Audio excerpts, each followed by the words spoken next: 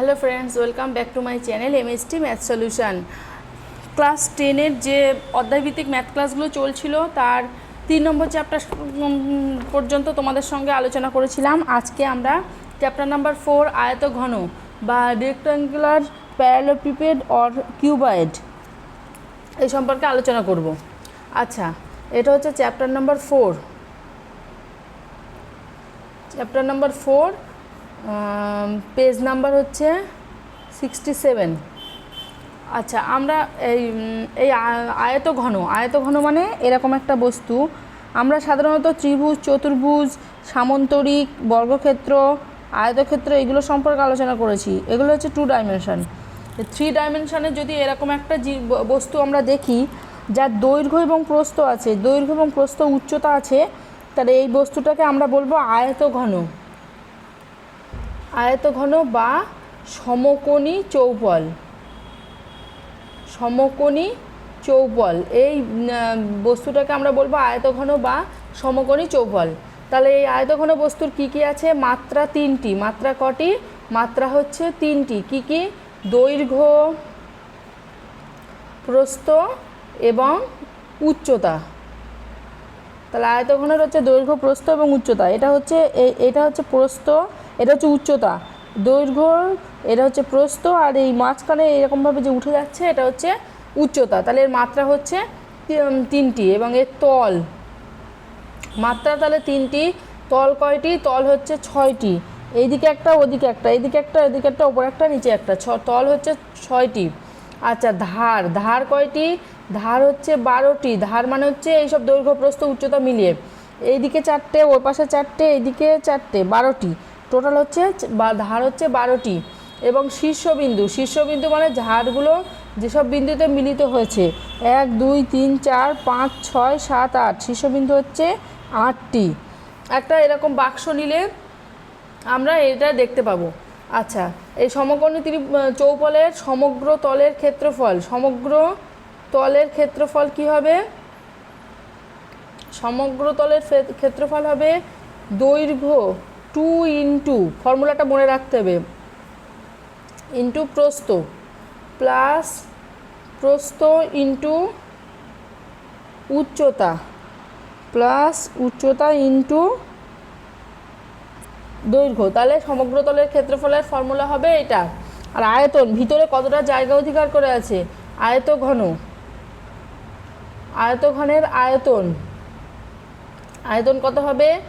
দৈর্ঘ্য গুণ প্রস্থ গুণ উচ্চতা।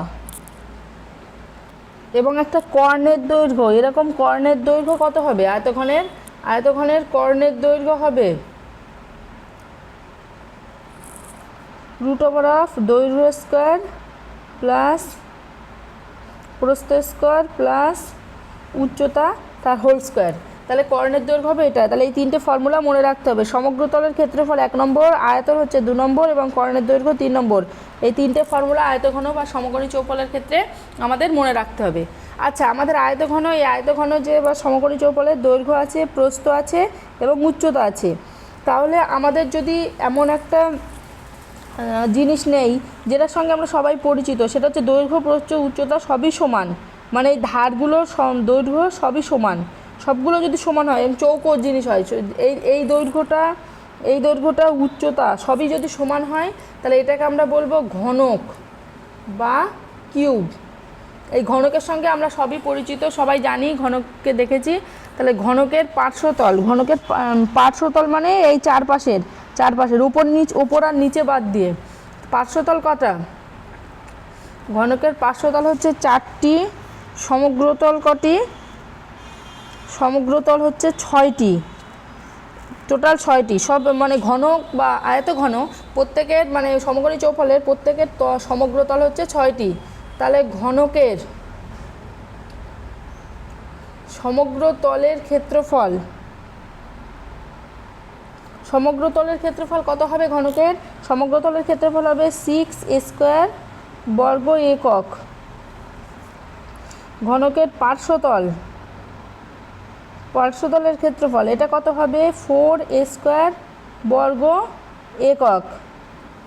আর ঘনকের আয়তন আয়তন মানে হচ্ছে বাহু তার হোল কিউব মানে এ কিউব, ঘন একক। এক্ষেত্রে বাহু হবে এত ঘন একক। এবং ঘনকের যদি কর্ণের দৈর্ঘ্য বার করতে চাই, কর্ণের দৈর্ঘ্য হচ্ছে √3 ইন্টু বাহু মানে √3 ইন্টু এ। আচ্ছা, এই ঘনকের ক্ষেত্রে ঘনকের বাহু যদি এ হয়, এ একক হয়, তাহলে সমগ্রতলের ক্ষেত্রফল 6² পার্শ্বতলের ক্ষেত্রফল 4², আয়তন হচ্ছে এ কিউব ঘন একক, আর কর্ণের দৈর্ঘ্য হচ্ছে √3 ইন্টু এ। আচ্ছা, এই দুরকম ফর্মুলা ঘনক এবং আয়তঘন, এই ফর্মুলা অবশ্যই মনে রাখতে হবে। সরাসরি আমরা পেজ নাম্বার 74 কোষে দেখি 4-এর 3 দাগের অঙ্কটা করি। একটি সমকোণী চৌপলাকার ঘরের দৈর্ঘ্য প্রস্থ উচ্চতা যথাক্রমে 5 মিটার, 4 মিটার ও 3 মিটার। ওই ঘরে সবথেকে লম্বা যে দণ্ড রাখা যাবে তার দৈর্ঘ্য হিসাব করে দেখি। তাহলে সবথেকে লম্বা দণ্ড আমরা কোথায় রাখতে পারি? সবথেকে লম্বা দণ্ড মানে সেটা আমরা কর্ণ বরাবর রাখতে পারি। তাহলে 3 দাগের অঙ্ক, পেজ নাম কোষে দেখি 4, পেজ নাম্বার হচ্ছে 74, এটার 3 দাগের অঙ্ক। এর দৈর্ঘ্য, সমকোণী চৌপলার দৈর্ঘ্য কত বলেছে? দৈর্ঘ্য বলেছে 5 মিটার, প্রস্থ 4 মিটার এবং উচ্চতা হচ্ছে 3 মিটার। তাহলে এরকম একটা সমকোণী চৌপল আমরা আঁকি, আয়তঘন বা সমকোণী চৌপল। এর যে সবথেকে লম্বা দণ্ড সেটা আমরা কর্ণ বরাবর রাখতে পারি। তাহলে এর কর্ণের দৈর্ঘ্য আমরা কি দেখেছিলাম? কর্ণের দৈর্ঘ্যের ফর্মুলা হচ্ছে √ দৈর্ঘ্য স্কোয়ার প্লাস প্রস্থ স্কোয়ার প্লাস উচ্চতা তার হোল স্কোয়ার। তাহলে বসিয়ে দিই, দৈর্ঘ্য স্কোয়ার মানে 5², প্রস্থ স্কোয়ার মানে 4², আর উচ্চতা স্কোয়ার মানে 3²। এখান থেকে আসছে 25 + 16 + 9, এটা মানে √50 মানে হচ্ছে 5√2 মিটার। তাহলে কর্ণের দৈর্ঘ্য মানে যে লম্বা দণ্ডটি রাখা হবে তার দৈর্ঘ্য তাহলে এলো 5√2 মিটার। নেক্সট 4 দাগটা দেখি। 4 দাগ বলছে ঘনকের একটি তলের ক্ষেত্রফল 64 বর্গমিটার হলে ঘনকটির আয়তন কত? তাহলে একটা ঘনকের একটি তলের ক্ষেত্রফল বলেছে 64। ঘনক মানে দৈর্ঘ্য প্রস্থ উচ্চতা সবই সমান, বাহুর দৈর্ঘ্য যে কোনো একটা। একটি তলের ক্ষেত্রফল মানে কি? যে কোনো একটি তলের ক্ষেত্রফল মানে আমরা লিখতে পারি, তাহলে একটি সমগ্র তলের ক্ষেত্রফল 6², তাহলে একটি তলের ক্ষেত্রফল হবে a² মানে বর্গক্ষেত্রের ক্ষেত্রফল। যে কোনো একটা, প্রত্যেকটা তল এক একটা বর্গক্ষেত্র, a² বর্গ একক। এটা সমান সমান বলেছে 64। অতএব a = √64 মানে হচ্ছে 8 কি বলেছে 64 মিটার। তাহলে বর্গমিটার মানে 8 মিটার। তাহলে বলেছে ঘনকটির আয়তন। তাহলে ঘনকটির আয়তন আমরা কি জানি? ঘনকটির বাহু পেয়ে গেলাম, তাহলে আয়তন কত পাবো? আয়তন মানে হচ্ছে বাহু কিউব ঘন একক। বাহু মানে 8 কিউব ঘন মিটার, এখানে একক হচ্ছে মিটার। তাহলে 8 কিউব মানে হচ্ছে 64 × 8 মানে 512 ঘন মিটার। তাহলে ঘনকের আয়তন হচ্ছে বাহু কিউব ঘন একক, 8 কিউব মানে হচ্ছে 512 ঘনমিটার। নেক্সট 6 দাগটা দেখি। একটি ঘনকের কর্ণের দৈর্ঘ্য 4√3 সেন্টিমিটার হলে ঘনকটির সমগ্রতলের ক্ষেত্রফল হিসাব করি। আচ্ছা, ঘনকের কর্ণের দৈর্ঘ্য 4√2, তাহলে এটা হচ্ছে 6 দাগের অঙ্ক। কর্ণের দৈর্ঘ্য কত বলেছে? 4√3 সেন্টিমিটার। আচ্ছা, কর্ণের দৈর্ঘ্য 4√3 মানে হচ্ছে বাহু ইন্টু বাহু যদি এ ধরি a√3, তাহলে a = 4, তাহলে বাহু 4 এলো। তাহলে বলেছে ঘনকটির সমগ্র তলের ক্ষেত্রফল। সমগ্র তলের ক্ষেত্রফলের ফর্মুলা কি? সমগ্র তলের ক্ষেত্রফলের ফর্মুলা হচ্ছে 6 × বাহু স্কোয়ার, 6 × 4² 16 × 6 মানে হচ্ছে 96 বর্গ সেন্টিমিটার। তাহলে সমগ্র তলের ক্ষেত্রফল হচ্ছে 6² মানে 96 বর্গ সেন্টিমিটার। নেক্সট 11 দাগের অঙ্ক কি বলছে? সমকোণী চৌফল আকারের বাক্সের দৈর্ঘ্য প্রস্থ উচ্চতার অনুপাত 3:2:1, উহার আয়তন 384 ঘন সেন্টিমিটার হলে সমগ্র তলের ক্ষেত্রফল নির্ণয় করো। তাহলে সমকোণী চৌপলের বাক্স এর বলেছে দৈর্ঘ্য, আমরা ধরলাম দৈর্ঘ্য প্রস্থ উচ্চতা 3:2:1, দৈর্ঘ্য হচ্ছে 3x, প্রস্থ কত, প্রস্থ হচ্ছে 2x এবং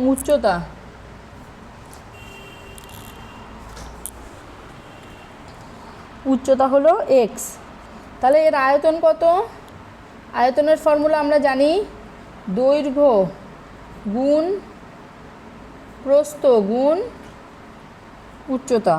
আয়তন মানে 3x গুণ 2x গুণ x মানে 6x³ আয়তন। এবার আমাদের বলেছে আয়তন প্রশ্নানুসারে 6x³, এই আয়তন বলেছে 384, 384। তাহলে আমরা x³ পাবো 64, x = 4। তাহলে x = 4, তাহলে বাহুর দৈর্ঘ্য পেলাম 4। এবার বলেছে যে বাক্সটির আয়তঘনের সমগ্র তলের ক্ষেত্রফল, আচ্ছা x = 4 পেলাম, তাহলে আমাদের দৈর্ঘ্য কত পাবো? 4 × 3 মানে হচ্ছে 12 সেন্টিমিটার, প্রস্থ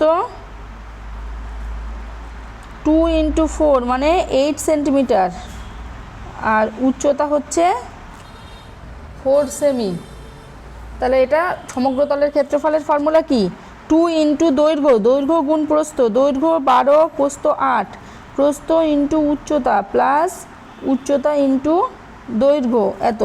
তাহলে এখান থেকে 96 প্লাস 4 × 12 48 প্লাস 4 × 8 32, 2 × এটা যোগ করলে 8 আর 2 10 আর 6 16, 176 আসছে। এটা মানে হচ্ছে 352 বর্গ সেন্টিমিটার। তাহলে সমগ্র তলের ক্ষেত্রফলের ফর্মুলা 2 × দৈর্ঘ্য × প্রস্থ প্লাস প্রস্থ × উচ্চতা প্লাস উচ্চতা × দৈর্ঘ্য, সমগ্র তলের ক্ষেত্রফল।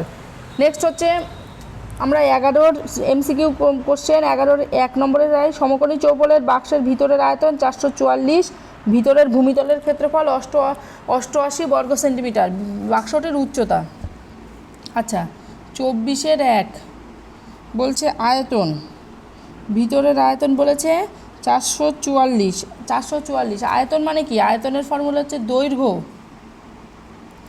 ইন্টু প্রস্থ ইন্টু উচ্চতা, এটা সমান 444। আর ভূমিতলের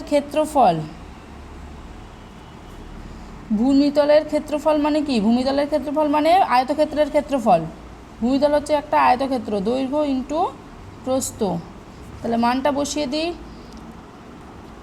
তাহলে আমরা দেখেছি দৈর্ঘ্য ইন্টু প্রস্থ ইন্টু উচ্চতা এত সমান 440। তাহলে উচ্চতা সমান 440 বাই দৈর্ঘ্য ইন্টু প্রস্থ, দৈর্ঘ্য ইন্টু প্রস্থর মান হচ্ছে 88। তাহলে এখান থেকে 88 বসিয়ে দিই। এটা 10 আসছে, এটা 2 আসছে মানে 5। উচ্চতা 5 সেন্টিমিটার, সেন্টিমিটার বলেছে 5 সেন্টিমিটার, তাহলে উচ্চতা হলো 5 সেন্টিমিটার। এখানে আমি ক্লাস শেষ করছি। Thank you very much.